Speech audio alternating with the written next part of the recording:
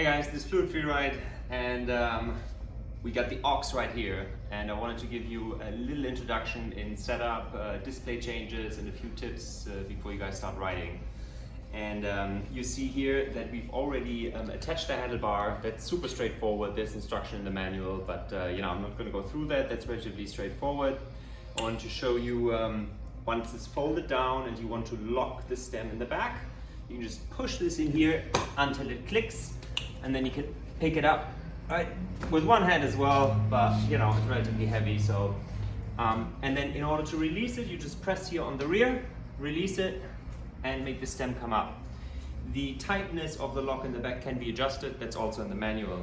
Now I quickly want to show you the folding mechanism, and if you come closer here, you see that INOKIM has installed a little bit of a rubber right here, and this is nice and shiny because it's all new.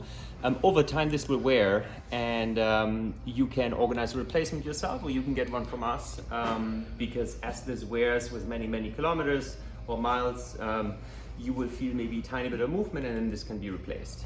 But now for folding this properly up, you see right here you have the folding lever. You push this one down, this snaps nicely into place, and then you want to tighten the lever.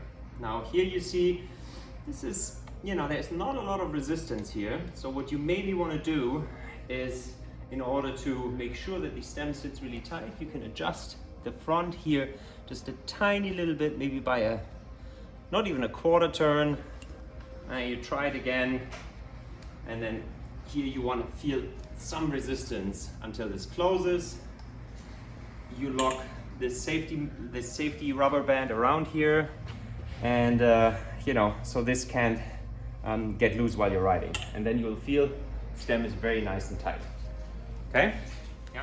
Wanted to show you, this actually comes with quite some you know, tools, which is pretty cool, and I quickly show you what they are. Well, the pump, don't need to explain much.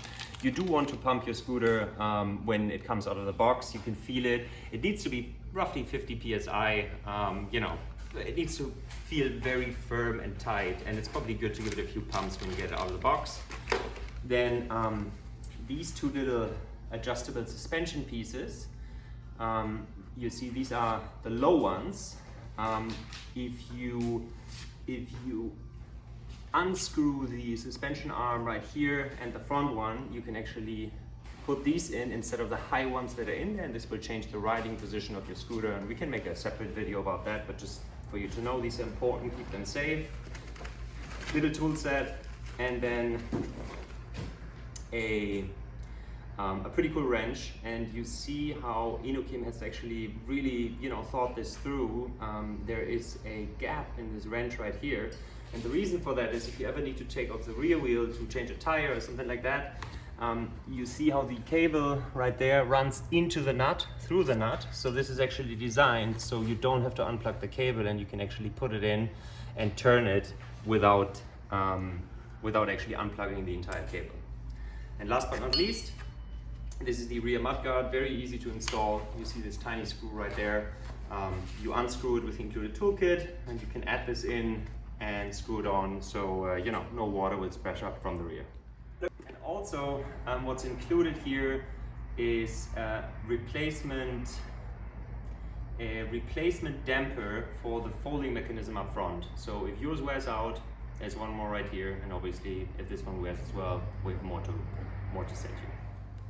Now we get to the initial setup of the display. This is set to kilometers per hour, and we also want to potentially remove the speed limit. So let's have a look at this. We turn on the display, and you see right here it's set to kilometers, straight out of the box, no mileage on it. So first of all, you can cycle through the display functions by just pressing the power button. You see total odometer. This is the voltage, the trip mileage, and that's pretty much it. On plus and minus, you can actually select your gears, gear 1, gear 2, gear 3. I think gear 2 is like set at 70% of top speed. Gear 1 is roughly about 10, 11 miles an hour. So in the end, play around with it. Usually you keep it in gear 3 and you just take it slow, and you can, you know, adjust the speed using the throttle. Now, let's look into the advanced settings of the display. If you come a little closer, so we can see the display right here. So you enter the advanced settings by pressing plus and minus at the same time. And you see right here, the first setting is for display brightness. You can set it to 3. You see how it becomes a little brighter. The second setting is the speed limit of the scooter, and you see it's set to 25 kilometers per hour. We're going to change it to miles later. But you see you can't increase it here, right? It's fixed at 25 kilometers per hour. So we're going to show you how to adjust that later. Then the third one is cruise control. We leave this off, but you can turn it on just like this. That means if you hold your speed for 10 seconds or more, you can let go of the throttle and the scooter will continue going unless you press the throttle again or you pull one of the 2 brakes, and then it will turn off again.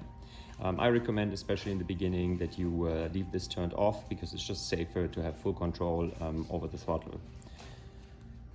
Then we get to number 4. This is the measurement unit. It's set to kilometers per hour, so we want to set this to miles.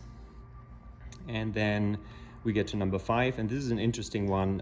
This is the auto light function. So this is by default set to yes and sensitivity 510.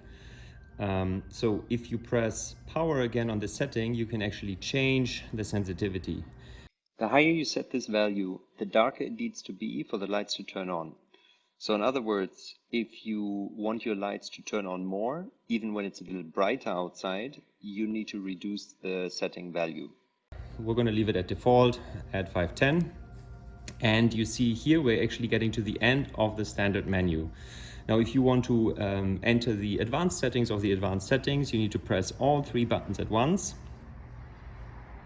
And here we get to the setting of the tire diameter. It's set to 10 inches. There's nothing really to do because it's a 10-inch scooter. And then we press these 3 buttons again. And here we get into the menu where the magic happens. And you see this was before 25 kilometers an hour, but now we set it to mileage. It's 15, and you can actually set it to 31, which is the open speed setting, and this is as fast as the scooter can go. In our testing, we got it to like 29, 30. We don't get it to 31, but I guess maybe if you're really, really light, you can get it to that type of speed. So after we've done this adjustment, you press the power button for a few seconds, and then it gets saved. And now, as a second step, to actually activate the speed that we've just unlocked, you would need to go back into the standard advanced settings right here to number 2, and you see here I can actually take it all the way up to 31, and now the scooter is basically speed unlocked. And you save the setting by pressing the power button, and then you're good to go. Maybe as a general comment, if you're new to electric scooters, take your time, don't go too fast in the beginning. First, understand how it rides, understand braking, go easy on the front brake. If you go fast and you hit only the front brake, you will go over. So, we want you to be safe. Use the rear brake first, then the front brake, or both at once. And take it very slow. And hope you're gonna have an awesome time riding. And any issues, just contact us at support@fluidtrip.com.